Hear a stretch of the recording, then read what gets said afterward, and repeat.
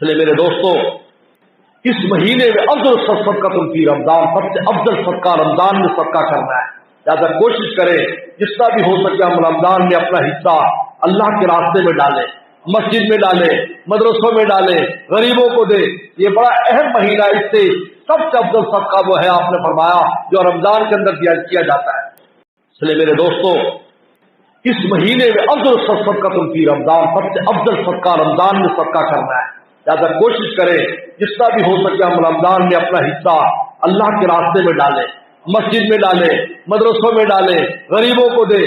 ये बड़ा अहम महीना, इससे सबसे अफजल सदका वो है आपने फरमाया जो रमजान के अंदर किया जाता है।